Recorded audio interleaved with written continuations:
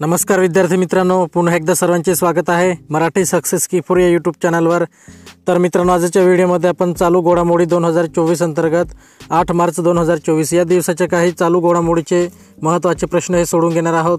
तर मित्रांनो, हे प्रश्न आपल्याला सर्व स्पर्धा परीक्षांसाठी फार उपयुक्त असे ठरणार आहेत। व्हिडिओ पूर्ण बघा जेणेकरून आपल्याला व्हिडिओमध्ये फायदा होईल।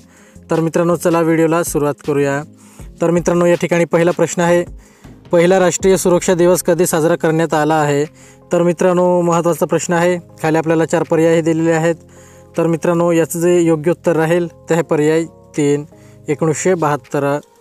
पुढचा प्रश्न आहे, प्रश्न क्रमांक 2, समुद्र लक्ष्मण 2024 हा युद्ध सराव भारत आणि कोणत्या देशात आयोजित करण्यात आला आहे? तर मित्रांनो, याचं जे योग्य उत्तर राहील ते आहे पर्याय 1, मलेशिया येथे। पुढचा प्रश्न आहे, प्रश्न क्रमांक 3, भारत आणि मलेशिया देशादरम्यान समुद्र लक्ष्मण 2024 हा युद्ध सराव कोठे पार पडला आहे? तर मित्रांनो, याचं जे योग्य उत्तर राहील ते आहे पर्याय 3, विशाखापट्टणम। पुढचा प्रश्न आहे, प्रश्न क्रमांक 4, भारतीय नौदलात कोणते नवीन हेलिकॉप्टरचा समावेश होणार आहे? तर मित्रांनो, याचं जे योग्य उत्तर राहील ते आहे पर्याय 1, MH-60 RC हॉक। पुढचा प्रश्न आहे, प्रश्न क्रमांक 5, जागतिक वन्यजीव दिन कधी साजरा करण्यात येतो? तर मित्रांनो, याचं जे योग्य उत्तर राहील ते आहे पर्याय 3 मार्च रोजी। पुढचा प्रश्न आहे, प्रश्न क्रमांक 6, राष्ट्रीय शहरी सहकारी वित्त व विकास महामंडळाचा शुभारंभ कोणाच्या हस्ते करण्यात आला आहे?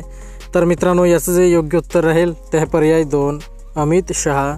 पुढचा प्रश्न आहे, प्रश्न क्रमांक 7, केंद्रीय मंत्री अमित शहा यांच्या हस्ते राष्ट्रीय शहरी सहकारी वित्त व विकास महामंडळाचा शुभारंभ कोठे झाला आहे? तर मित्रांनो, याचं जे योग्य उत्तर राहील ते आहे पर्याय 1, नवी दिल्ली येथे। पुढचा प्रश्न आहे, प्रश्न क्रमांक 8, महाराष्ट्र राज्यात कधीपासून पोलिओ लसीकरण मोहीम राबविण्यात आली आहे? तर मित्रांनो, याचं जे योग्य उत्तर राहील ते आहे पर्याय 4, 3 मार्च रोजी। पुढचा प्रश्न आहे, प्रश्न क्रमांक 9, महिला आणि बाल विकास मंत्रालयाने आयोजित केलेल्या पोषण उत्सवाचे लक्ष्य काय आहे? तर मित्रांनो, याचं जे योग्य उत्तर राहील ते आहे पर्याय 3, पोषण। पुढचा प्रश्न आहे, प्रश्न क्रमांक 10, शहापूर कंदी बॅरेज पूर्ण झाल्यामुळे कोणत्या नदीचा पाकिस्तानात जाणारा प्रवाह थांबला आहे? तर मित्रांनो, याचं जे योग्य उत्तर राहील ते आहे पर्याय 1, रावी नदी। प्रश्न क्रमांक 11 आहे, भारतातील पहिले हायड्रोजन इंधन सेल फेरी कोणत्या संस्थेने विकसित आणि बांधले आहे? तर मित्रांनो, या महत्त्वाचा प्रश्न आहे। तर याचं जे योग्य उत्तर राहील ते आहे पर्याय 2, कोचीन शिपयार्ड। पुढचा प्रश्न आहे, प्रश्न क्रमांक 12, कोणत्या राज्य सरकारने पूर्ण अनुदानित सार्वत्रिक जीवन विमा योजनेचे अनावरण केले आहे? तर मित्रांनो, याचं जे योग्य उत्तर राहील ते आहे पर्याय 1, नागालँड। पुढचा प्रश्न आहे, प्रश्न क्रमांक 13, अगालेगा बेट हे कोणत्या देशात आहे?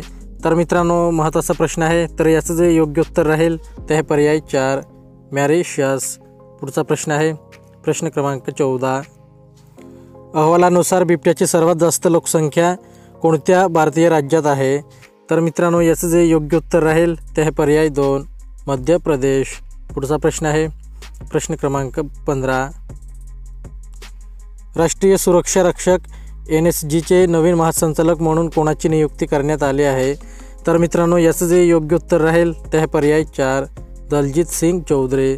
पुढचा प्रश्न आहे, प्रश्न क्रमांक 16, कोणत्या भारतीय राज्य सरकारने सर्व शहरी स्थानिक स्वराज्य संस्थांमध्ये ULB one time scheme OTS सुरू केले आहे? तर मित्रांनो, याचं जे योग्य उत्तर राहील ते आहे पर्याय 4, तेलंगणा। पुढचा प्रश्न आहे, प्रश्न क्रमांक 17, भारतीय नौदलात MH-60 RC हॉक हेलिकॉप्टर कोणत्या नावाने कार्यरत होणार आहे? तर मित्रांनो, याचं जे योग्य उत्तर राहील ते आहे पर्याय 4, INS 334। पुढचा प्रश्न आहे, प्रश्न क्रमांक 18, महाराष्ट्र राज्यातील नागपूर ते मुंबई या समृद्धी महामार्गाच्या 3ऱ्या टप्प्याचे उद्घाटन कोणाच्या हस्ते करण्यात आले आहे? तर मित्रांनो, याचं जे योग्य उत्तर राहील ते आहे पर्याय 1, दादा भुसे। पुढचा प्रश्न आहे, प्रश्न क्रमांक 19, नागपूर ते मुंबई समृद्धी महामार्गाच्या टिंबटिंब या 3ऱ्या टप्प्याचे उद्घाटन दादा भुसे यांच्या हस्ते झाले आहे। तर मित्रांनो याचं जे योग्य उत्तर राहील ते आहे पर्याय 3 बरवीर ते इगतपुरी। पुढचा प्रश्न आहे प्रश्न क्रमांक 20। समृद्धी महामार्गाच्या बरवीर ते इगतपुरी या किती किलोमीटर लांबीच्या तिसऱ्या टप्प्याचे उद्घाटन करण्यात आले आहे? तर मित्रांनो याचं जे योग्य उत्तर राहील ते आहे पर्याय 2 25। तर मित्रांनो आपला व्हिडिओ कंप्लीट झालेला आहे। व्हिडिओ आवडला असेल तर व्हिडिओला लाईक करून घ्या आणि असेच नवनवीन व्हिडिओ पाहण्यासाठी चॅनलला सुद्धा सबस्क्राईब करून घ्या।